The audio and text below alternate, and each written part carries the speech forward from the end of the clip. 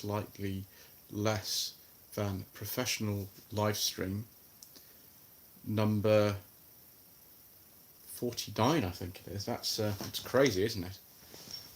Let me just bring up the live stream on my other account, which is the easiest way for me to actually follow what's going on.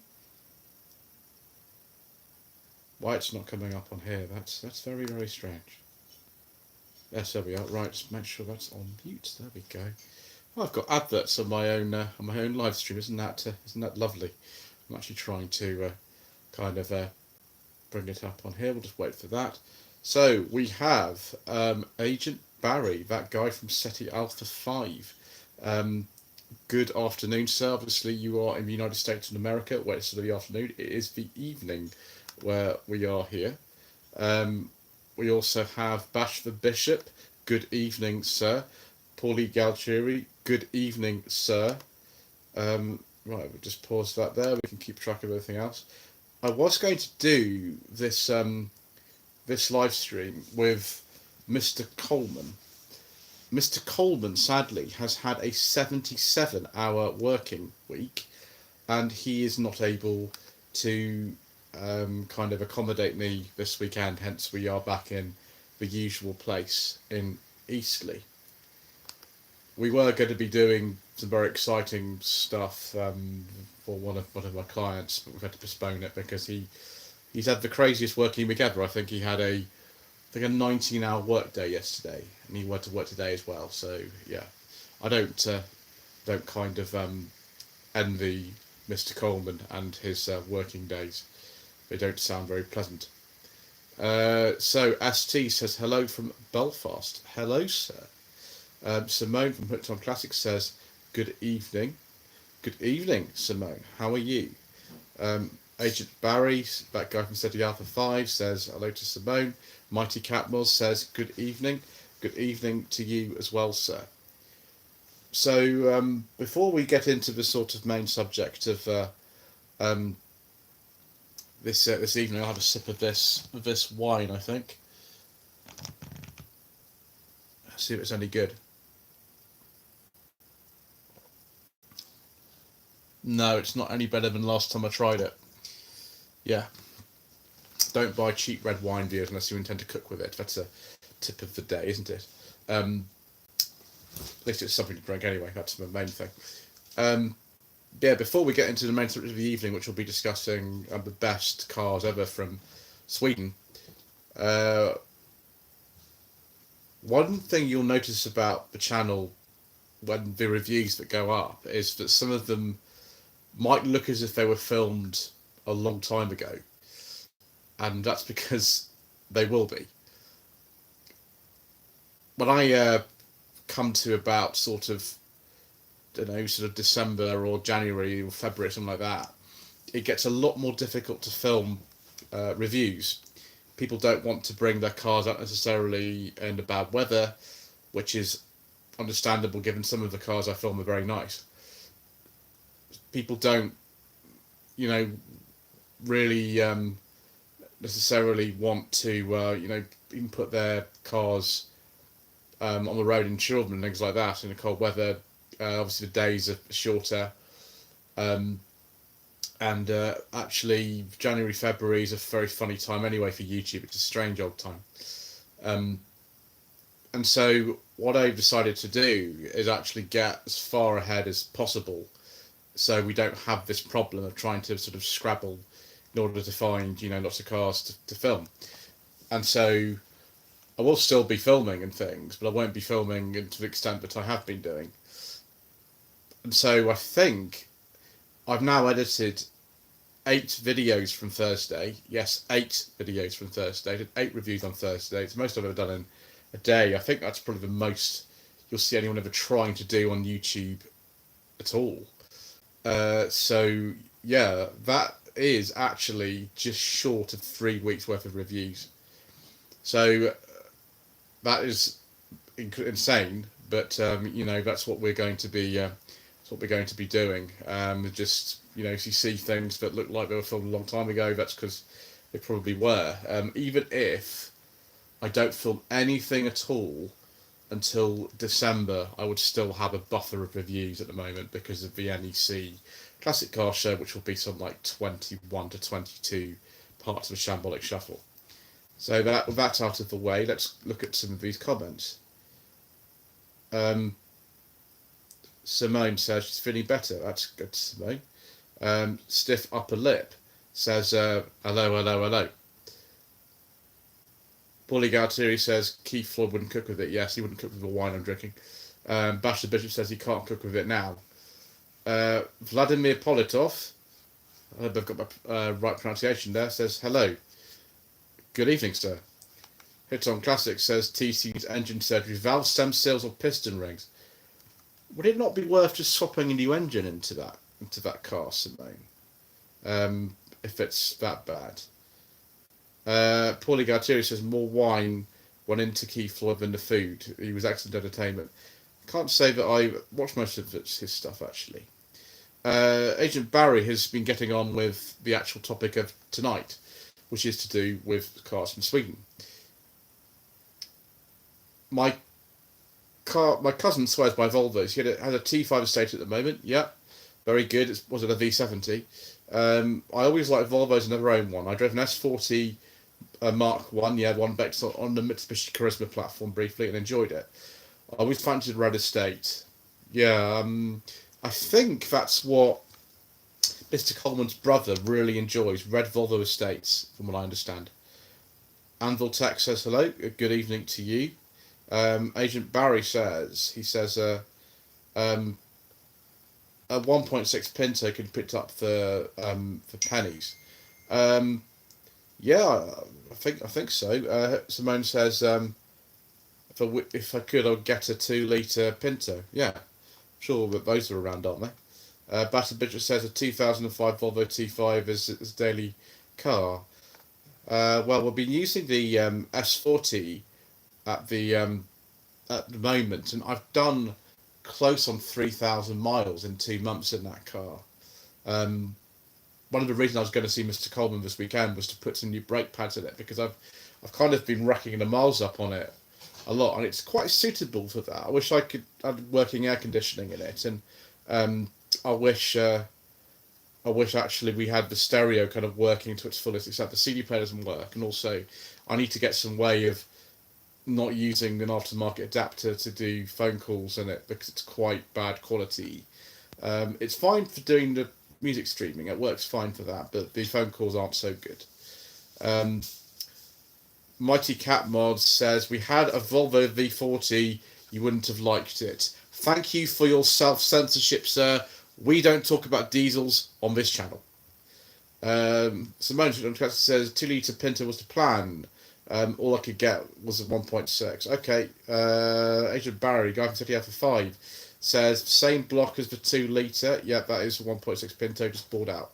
But I believe so. I believe that is actually the case. Pinto was quite an engine, but we're not here really to talk about Pintos tonight. Richard Howlett says the nomination for the best car from Sweden, 1991 Saab 900 Turbo. It's not bad. I mean, that's like an original generation one, isn't it? They were replaced in 93, so that's a late original generation 900. Yeah, I mean, I would like to drive like a later original generation 900, the 83 4-speed manual saloon with beige on the outside, beige on the inside.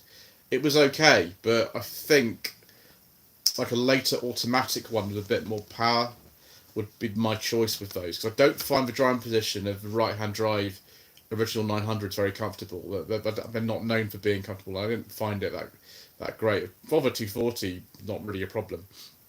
Paulie Galtieri says lots of great Volvos to choose from. Yeah, well, I mean, absolutely loads. Early 776 GLE, yeah, that was the specification I think that the GLE was introduced in. I think 82 of those came out. Then 960, yeah, driven one of those, very good. S90, yeah. Agent Barry says, I'm watching the live stream and writing a book. It's very good of you, sir, to join in whilst writing your book. I mean, the Saab 9000 Carlson that I drove the other day in Bristol was pretty interesting. That one, the chap had it for a really long time. I think well over 10 years he'd had it. And they're very rare, those. Carlsons were a funny thing. They didn't just have like an appearance packet. You didn't just get, the spoiler. It had a spoiler, had nice BBS alloy wheels and some graphics. But you also got a more powerful engine, both with the 2 litre, which is this one, and then a 2 litre, 2.3, which was the facelift one. Came in around 92, 93, something like that. Somebody maybe correct me if I'm wrong about that. Yeah. So yeah, I quite enjoyed that, driving that. But I think I want to try a normal 9000 as well. I think that'd be better. Agent Barry, the Saab 900 seemed to be a school headmaster's car. My primary and secondary school teachers both had one. Try to. Oh gosh, yes. My gosh. When I was at prep school, which was in the sort of early to mid 90s, the chap who was teaching Latin, he had a Saab 99. Yeah. Bashir Bishop says, I love most Volvos except models built at the DAF factory in the Netherlands like the 440. Quite like the 440, 460. I just don't think they're necessarily the best made Volvos ever. Obviously, having owned one, I can tell you that. And actually, the build quality of the car was the principal reason why my lady didn't get rid of it. Just didn't like it, and also why we sold it was because the Rattley Dash. She didn't like it and feel safe in it really. The S40 is nothing like that. Those were built Ghent, I think, in Belgium actually. Paulie too says Saab lost many of the Saab qualities from the mid-90s and became more sort of like GM Vauxhall. I think the thing is with them, if you look at a Saab 93 convertible from 2007, like the one done No Budget Reviews, that's for some reason been quite a successful video over the course of a long time. That actually has a lot of really bespoke Saab switchgear in it. Quite a lot, yeah. And you wouldn't know necessarily if somebody told you that was based on the same platform as the Vauxhall Vectra C. If you looked under the bonnet, perhaps you would see them in terms of the engines, but I don't believe the 9.3 actually had any engines in it that were bespoke Saab H engines. The 9.5 did, and I think the H engine went until 2010. But I don't think the second generation 9.3 actually had the H engine in it, which was Saab's own engine that they helped develop with Triumph in the late 60s. I mean, it went through 7 iterations. Triumph slot 4, Saab B engine 72, although there wasn't really much a power difference. And then in 1981, it became the H engine. And actually, I've driven a lot of cars with the H engine in it. So, yeah, you kind of do see more influence in terms of, I don't know, kind of the actual platforms, but in terms of the individuality, the 9.3 second generation still got the key down on the floor, and you still have to lock the transmission in reverse and things like that. From what I understand, it's still got the night panel feature in it and other stuff like that. The Saab that was really bad, there was 2 of them. One was the 9.7X that was very similar to a lot of GM sort of off-roads in America. The other one was the 9.2X that was basically a Subaru Impreza with a Saab front end. It's very, very strange. Agent Barry says the Saab 99 Turbo. Was it the 99 or the 900 Turbo? Because the first John Gardner James Bond book was in 1981, and it was called License Renewed. I thought it was this 900 Turbo that had come out by then. I think it came out 78 900 Turbo. 99 Turbo came out earlier than that. Yeah, but he had a Saab for quite a long time actually in the books, not the films. It was a totally different sort of continuity and timeline in the books. Bash the Bishop says these 2003 T5s built at Ghent. Yeah, the S60s are built at Ghent as well. Vladimir Politov says, I've recently come across a Saab 9000 four-door saloon. It'd be a CD model from the 93, 94 facelift after that. Green metallic, yeah. I like the look of the facelifted cars, actually. I think I might look of them better than the original ones. The one I drove, the Carlson, that was a sort of like a flat front one, which is the original look. Bash the Bishop, the 440 had, and 460 had Renault engines. Yes, it's called the Renault F-Type engine. The only difference between a Renault engine and a Volvo engine with the F-Types is the fact that the Volvo ones had forged internals. Apart from that, they're identical, which is why you see lots of people swapping 440 turbo engines into a Renault 5 GT turbo, because you can't direct swap. That guy from City Alpha 5, Agent Barry, I saw a Saab Viggen at Warrington Air Show in 2014. It had a reverse thruster, allowing it to reverse on a runway. Viggen, enormous torque steer, absolutely, utterly terrible, really, but interesting. A Viggen would be fun if I get one. I think somebody offered me a Viggen, actually, at some point, but I think they'd sold it by the time I got round to reviewing their collection. Stiffer Blip says, I don't think Saab listened to GM very much. No, they didn't. If they had, they might have actually survived a bit better. But they did not. They decided to put their own sat-nav systems and things like that. That's why, as I said, you get into the second generation 9.3, and it's just nothing like the Vauxhall Vectra C. I've driven both of those, and no.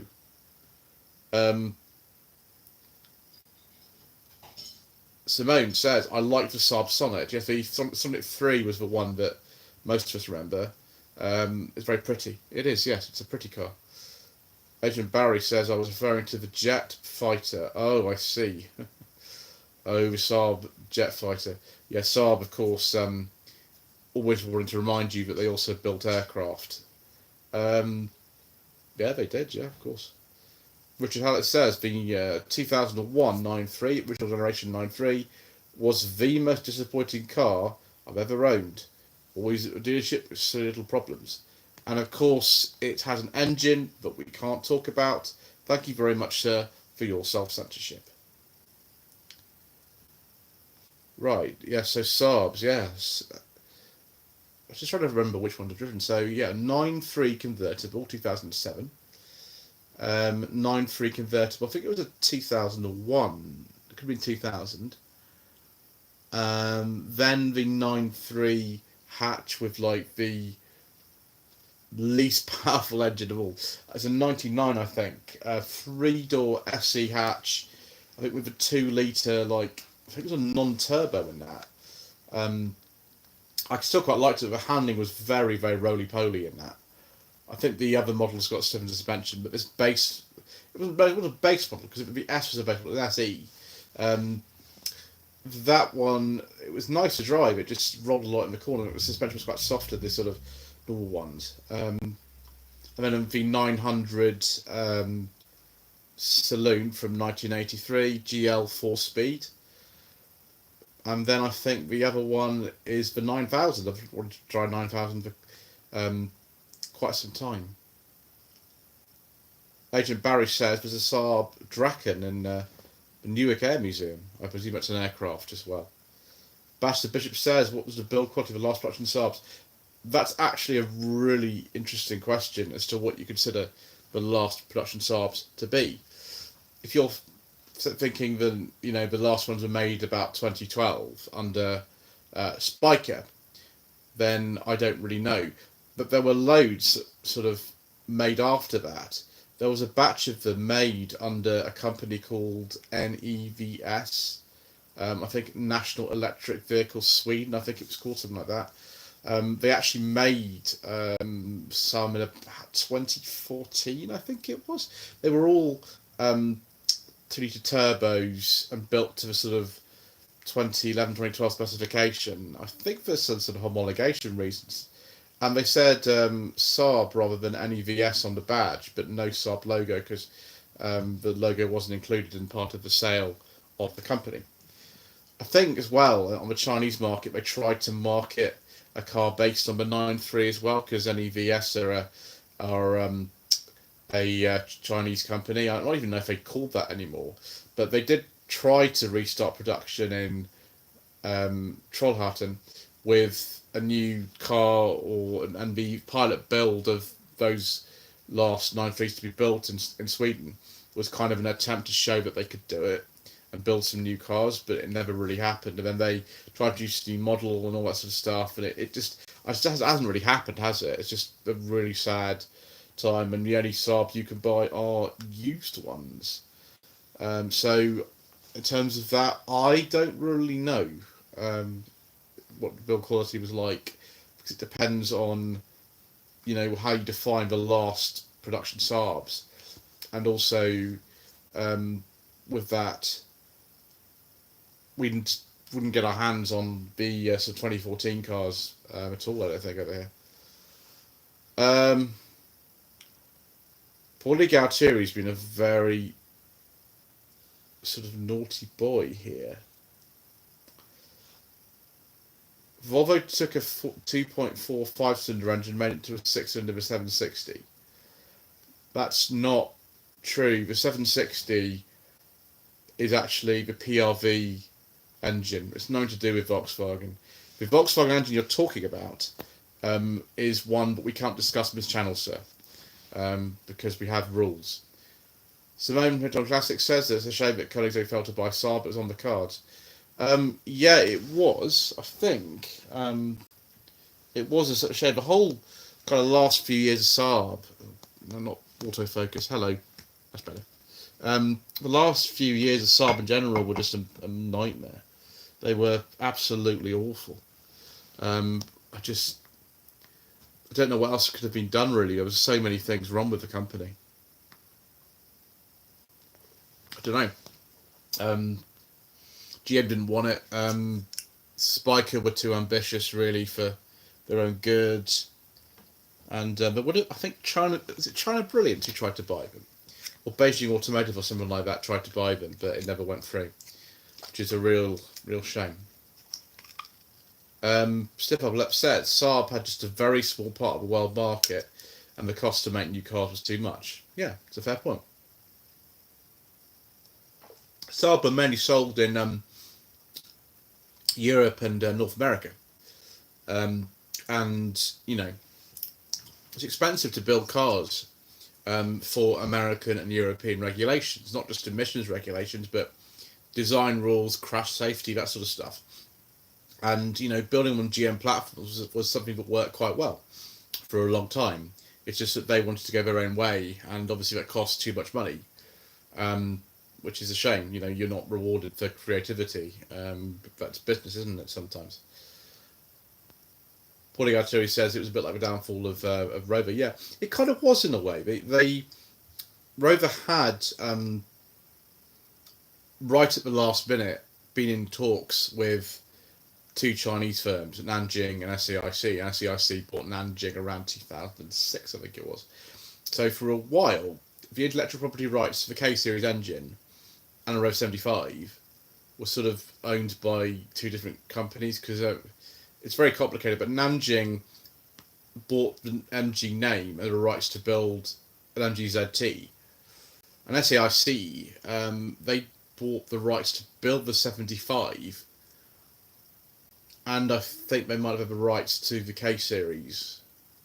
A bit complicated because two versions of K-Series sort of came later. One the N Series by Nanjing, and then the Kavachi engine, which is in the MG6 by SAIC. And in 2006-07, two versions of the 75, one like an MG ZT badge of the MG750. No, sorry, MG7 it was, MG7. And then the Roway or Rovi 750 appeared because they couldn't use Rover name, because that actually was still owned by Ford. who'd licensed it to Rover for a little while, or BMW. But I think now it's owned by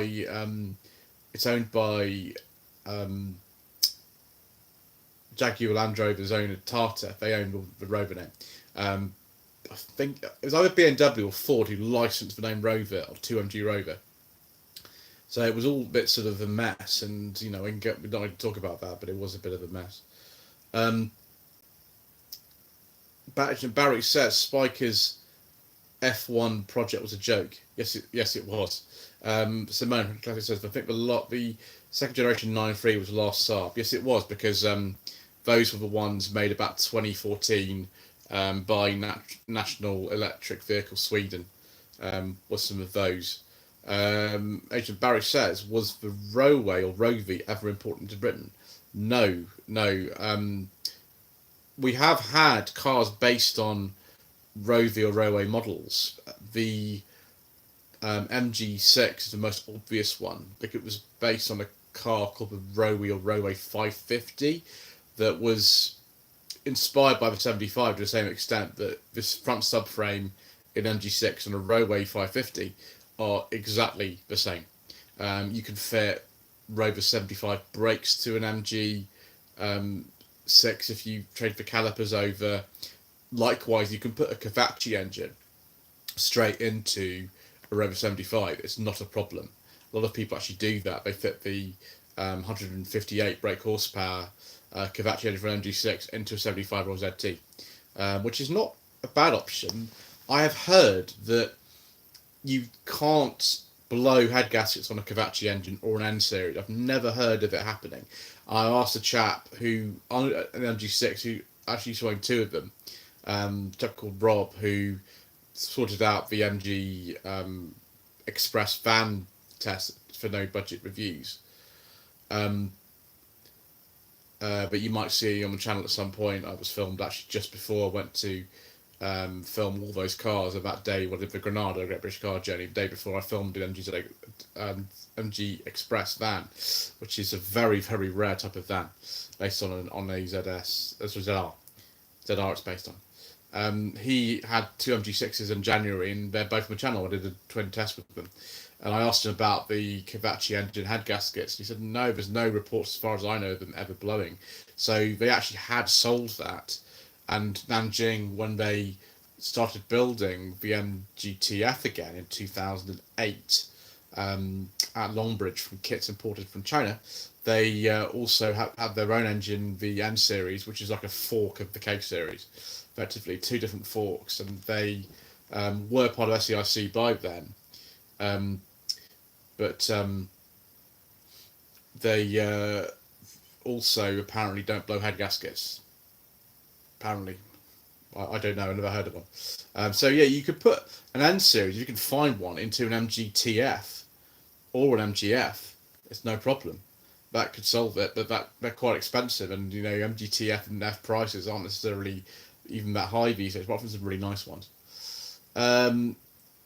So yeah, you could just sort of, the Roway was imported over here as the MG6, but sort of no.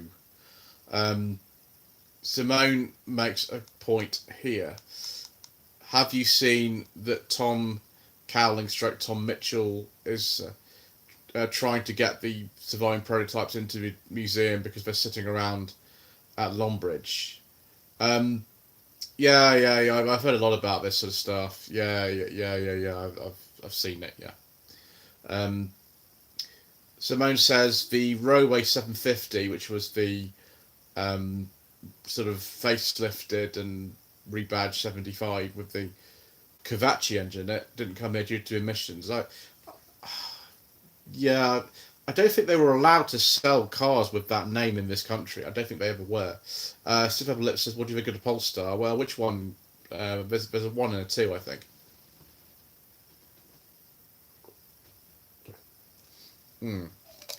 I've seen them around, and obviously being in the Volvo Owners Club, and I think I had 3 Volvos in the last year. I do aware of them, but strangely enough, there's no Polestar owners in the Volvo Owners Club. There are some electric Volvos, of course. I drove a C40, a Recharge, a year ago on the channel, and that is, I think, based on the same platform as a Polestar. It's big, kind of powerful four-wheel drive electric car. Both of them are. The C40 Recharge I drove had 408 horsepower. It was absolutely insane. And I think the Polestar's got similar levels of power because it's a very similar car underneath. They look all right. I don't know. Never really been tempted to drive one. I have to say. I think I'm more sort of Volvo combustion person. If that makes sense. Paulie Galcheri, who says, "What do you think about Volvo stopping production of saloon estate models?" We've already done a very vlog about this. It's a few weeks ago. It's on my channel. Agent Barry says, "I remember Polestar racing in the World Touring Car Championship, WTCC, when I went to Donington in 2011 and met Christian Paulson." Yeah, Polestar. The first time I was ever aware of it, and this will come up in the No Budget Reviews episode on the C30, which was filmed earlier this month. I mean, at some point, the backlog I've got of reviews at the moment is absolutely insane. I mean, I had somebody the other day saying, "When is the Well, I don't see the Bentley 8 video." Yeah, the Bentley 8 video exists. It's just it's behind in the queue, like somewhere.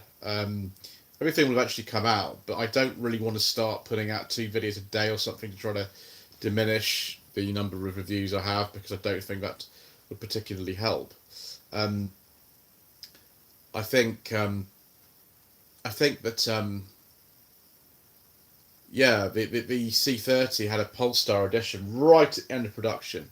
Sort of late 2012 was when they last made the C30, and that had rather like the Sun 1000 Carlson. That had a unique power output from the 5-cylinder white block that the standard T5 didn't have. I think it was about 250 horsepower. We got that in very, very small numbers over here, the C30. Very, very small numbers. Yeah, that was called a specifically Polestar. I think it was the first Polestar badged Volvo. That was a road car from memory. I could be wrong, but I think it's the first one. I think there was also an S60 Polestar at some stage, but I can't remember what that was like. Anvil Tech says, "I miss my Volvo 940. Yeah, they're pretty good. The 940 that Mr. Coleman has, again, it's in the queue to come out at some point. That's a very, very, very nice car indeed. It's absolutely beautiful. If you become a channel member, of course, you can see all the things I've talked about, because we're about to sort of start releasing the videos from the Great British Car Journey to the channel members probably next week. So, you know, if you become a channel member, not that you have to or anything, it's up to you, but you do get to see these videos quite a long time in advance of everybody else. So that is something to consider if you want to see them. Simone Middle Classic says, "Polestar to me is electric Volvo." Well, it isn't, because the C40 and the XC40, now the EX90, are fully electric Volvos too. So I don't quite know what Volvo are going for with that. I don't quite understand. I don't have any respect for Volvo anymore because I've killed the saloon estate. It's a bit of a funny one, this, because they haven't entirely done that. The saloon estates will be available for like fleet customers. So the police use tons of Volvos, tons of things, particularly the V90s and the XC90s. And the V90, now that there was the whole business with the BMWs catching fire that Mr. Hunter from Jeff Buys Cars and other people publicised, and also a chap called Steve Woodward, who I have met as well, who's really a Volvo police car expert. He's a lovely man, actually, Steve Woodward. I really like him. So they've gone back to buying Volvos, and I think for the police you can still get one. So I know if you have the right contact, I'm sure like a V90 or something could come your way. You just have to have those contacts. Stiff Upper Lip says, "What country are Polestar made in?" Oh gosh, I think some are made in China. I think some are made in Sweden. I could be wrong. Um, Agent Barry says Ford introduced electric Mustang. Yes, when I was at the SMT test day the other day, I saw one of the Mustang Mach-E. I've seen those for a lot of them actually, and yeah, they it don't really interest me very much, to be honest. It's nothing like even like the current petrol Mustang. It's something that Ford need to do to build electric cars. I think the Fiesta will probably come back in some form as an electric car, probably on the Volkswagen ID2 platform. But it is a real shame that they put a Mustang badge on it. It's kind of like when they put the Puma name on the current one, which of course was a very iconic car from the 1990s and early 2000s. Both of them, of course, Fiesta based, but quite different. Um, Paulie Galtieri says, I miss the 240 GLE estate I used to have. There's no 240 GLE estates out there to buy. The problem is, people want the GLT, not the GLE. And I like the GLE. The 460 was GLE, and I appreciated the fact that it was. But people aren't as interested in those.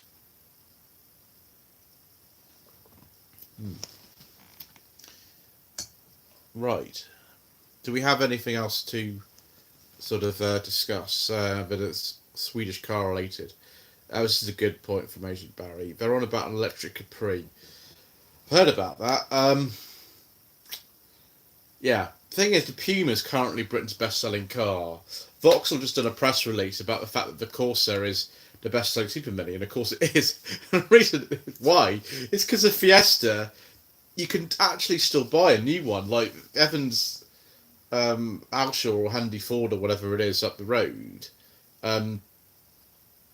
Handy Ford, they're a massive company in the south of England and own many dealerships. They have just said they're going to get some Fiestas in, last batch of them, and I'm sure those will sell for quite strong money.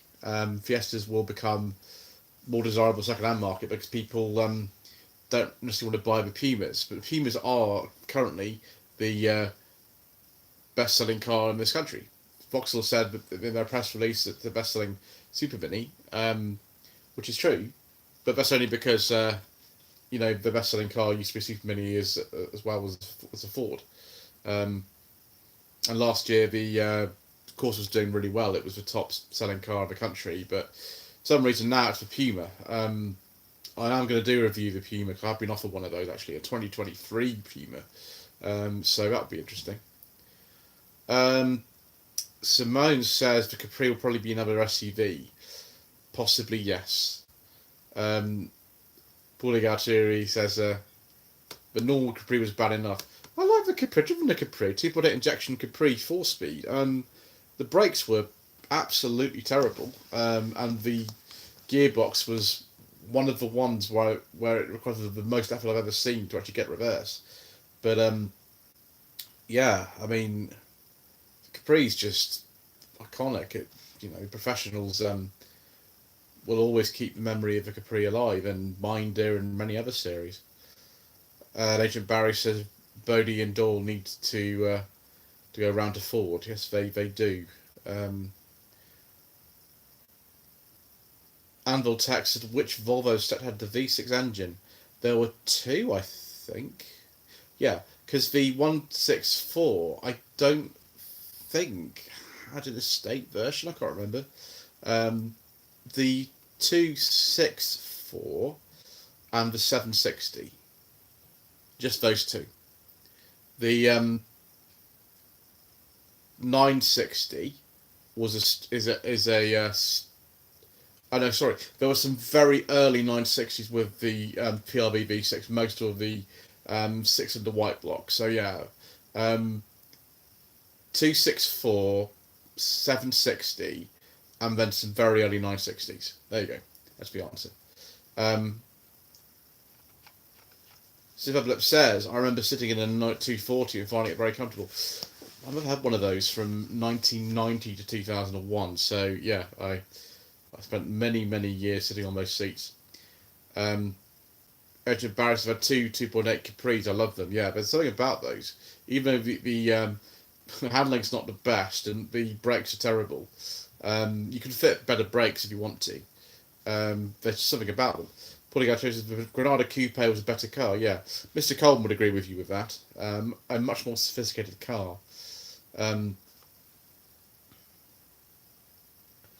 Bastard Bishop says the 240s with the round headlamps. Yeah, those were the early ones, 74 to about 1980. 266 Batona Coupe. Oh, the 264. The 262, sorry. Yeah, the 262 had it. Yeah, the 262 Batona, yeah. That had the PRV. Hooked on Classics. Twin Cam did some great films on the Volvo 300 series. Do you mean Morsels and Motors? Because he's an expert. Sean is his name. I have actually seen him. He's had many Volvo 340s. I don't remember the Onsen Twin Cam. I could be wrong. I mean, it's rather like the channel that I have. The cars I've reviewed so many cars, I sometimes forget what I've actually filmed. I know that's really silly, but I sometimes have to look it up because I filmed so many, particularly with something like Slightly Shambolic SMT reviews. When I filmed so many cars in a day, 7 new cars and 1 no budget Uzi episode in one day. But sometimes I forget what I've actually driven. I have to take pictures every single time I drive a car for the channel, just to remind myself of what I've driven, which sounds really silly, but it does help me. And also, you know, if I need to refer to it, I've got the pictures all in one place. Mr. Westby from Twin Cam, he likes Metros. Yes, he does. He likes Metros very much. The Metros I prefer are the ones with a Van den Pla badge on, of course. Which is no surprise to anybody. He's done car brochures for Paulie Galtieri for quite a long time. Yeah, he's done them for a year. I think he did them sort of lockdown or something. Surplus says, what was the car Saab and Fiat made? That was the 9000. It wasn't just Fiat and Saab, it was also Alfa Romeo and Lancia. And in the review of the 9000 Castle, I go a bit more into what's called the Type 4 platform. I've actually got another car on that platform coming up quite soon on the channel as well, which is nice. And yes, it's a 164, like the one that I filmed. Was it May 22 I filmed that? It's a different 164. Yeah, exactly. Yes, so we discussed the Chroma and the 164. The same as the 9000 and the Lancia Tema. The funniest thing about that is that the doors on the 9000 and the Tema and the Chroma, they look the same. They, you know, how do you tell them apart? The thing is, the 9000 doors don't fit on a Chroma or a Tema, and the doors on a Tema and a Chroma don't fit a 9000, because Saab basically realised, and Jeremy Clarkson referred to this in the Top Gear film that was made in 2012 about Saab, that Saab didn't really think that the Tema and the Chroma were built well enough, so they decided to do their own thing. So the doors look really similar. They look really similar, but they don't fit because the 9000 doors are heavier. One thing they probably got really annoyed about was the fact that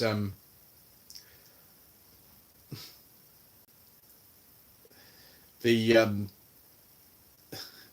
9000 has its key in a normal place. Like Saab were really kind of keen to put the key down in the middle, where the handbrake is down there. And on the 900 review I did, you can see me using the key down there, and you have to lock it in reverse to be able to pull the key out. On a 9000, it's just a normal key. It's just where it normally is. That probably annoyed them a bit, didn't it? Probably annoyed them. Anvil Tech. So I was stripping a 1964 Vanden Pla for parts last weekend. Was that 1100 or was it one of the 3 litre or 4 litre Vanden Plas? You like a nice Vanden Pla channel. I found out that last weekend when I went to the Hub Not Social event at the Classic Motor Hub, that the Vanden Pla was one of the last types of ADO16 to be made.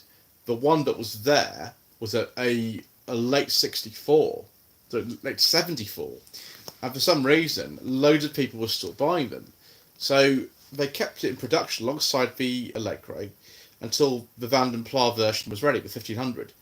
And so the 1300 that was there at the event, it was a really nice one, was on an end plate. So after August 74.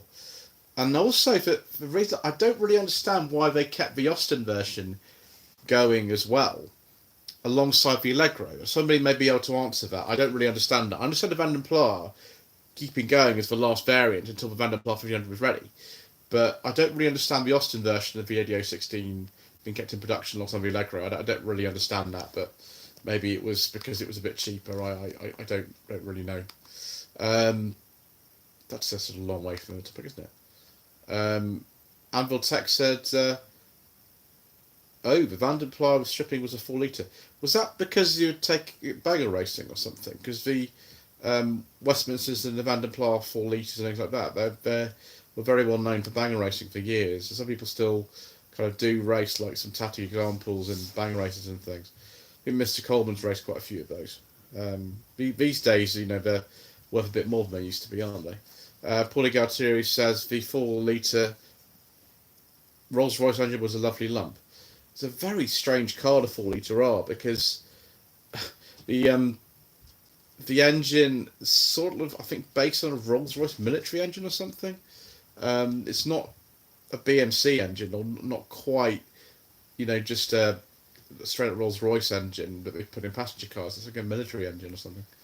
I think it was a Bentley Java as well. There's going to be a Bentley Java sort of version of the 4 litre R, but it never was made from memory.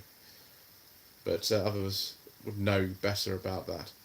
Anyway, I think that's enough. I can see we've been going a while. Oh yes, the fuel tank for the Westminster. Yeah, exactly. The Westminster fuel tank would be the same, wouldn't it, on something like that? I'd like to have a go in two of the cars of that sort of lineage. I'd like to go in. There's a 4 litre R, because one in the Avengers.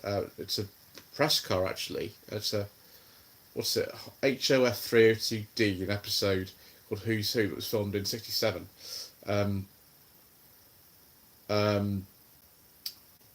And then a Austin 3 litre. Again, not just one, but 2 press 3 litres were in the Avengers. One was like a early car that had, let's get this right,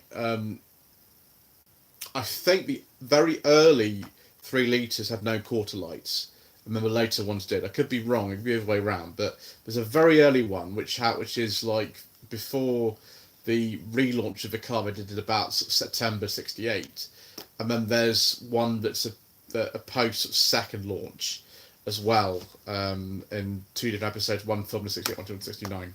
I'd like to go in one of those. Mr. Coleman's are quite good, but they are very strange cars using most doors. Why they just didn't have a separate body and why they even launched the car in the first place, I don't really know, but they did. Paulie Galtieri says, will there be a Rover 216 update soon? Well, I hope so. We're still waiting for an exhaust for that. It's only 2 months or something. It's very annoying. It just sits at Mr. Colburn's because we just can't find an exhaust for it, because the companies that have said they're going to supply them just messed me around. One of them cancelled my order, which was very annoying. I wouldn't reinstate it. The second one, I've been waiting like 2 months for them to produce an exhaust, and we haven't. So, not good. Not good at all. That's very annoying. Right, Agent Barry says, have you seen the latest James Bond film news with Christopher Nolan possibly directing? Christopher Nolan possibly directing James Bond films been banded around for, oh gosh, about 15, 20 years, something like that. Um, yeah, I remember when Memento came out in 2000, I went to see that with a friend of mine who was also into a lot of the old, what we used to call cult television, which is just this sort of ITC action series from the 60s and some Avengers and things like that. That was interesting. Christopher Nolan was president of the UCL Film Society, so he was, he's been into film for a long old time. Some very impressive films he's made. James Bond once says, "Good evening. Was the 4-litre engine in the Austin Champ?" I don't think so. No, I don't think it's the same engine in the Champ as in the 4-litre. I don't think so. Could be wrong. And Simone says, "Has the new Bond been confirmed yet?" No. The speculation is so ridiculous. I mean, I've been into Bond films since I was maybe about 11 years old. I think I was. Yeah, I was 11 when I got into those, and so I know them sort of stupidly kind of well. And I think if the new Bond had been announced, I think I'd probably know by now. But yeah, no, they don't. They have not even announced that we're actually making for definite any films. But yeah, who knows? There's so much speculation that goes around these things, and so many rumours and things like that. That it's hard to know what the truth is, and they don't seem to be particularly sort of very forthcoming. Really, Michael G. Wilson and Barbara Broccoli, who kind of are the ones who are continuing the franchise, after Conrad's death in '96, I think it was, he died. They basically the people who kind of will decide what they want to do, and they just seem to be taking their time about stuff. Whatever reason. Agent Barry says either Aaron Taylor Johnson or Henry Cavill. I've seen Henry Cavill in Superman. Which Superman was it he did? There was Superman versus Superman versus Batman. Was it called? I can't remember. I think it was called that. Or Batman versus Superman. I don't remember. What film was it I saw him in? As well. Oh, I forget. I can't remember. Developer Lip says, "Have you ever been in a Volvo Amazon?" Bizarrely, Volvo Amazon, when we went to the Best Kept Volvo event, Southern one in June, was the most popular car at the event of all types of Volvo. But I've never actually driven one or anything. Mr. Richardson's driven one. I haven't. The guy who did the Alpha 5. Yeah, Henry Cavill was in Man from U.N.C.L.E. as well. I've not seen that film. I've seen clips, but not the whole thing. The film I saw him with it was something else entirely, though. Was it Ticketelli Soldier Spy? Was he in that? I can't remember now. It was something like that. But anyway, before I sort of start wondering about what films Henry Cavill has been in, I think we'll have to call it an evening there. Thank you ever so much indeed, once again, for watching this slightly less than professional live stream, number 49. Please don't forget to subscribe to the channel, like this video, comment below, and we shall see you again soon for more not particularly truthful live streams.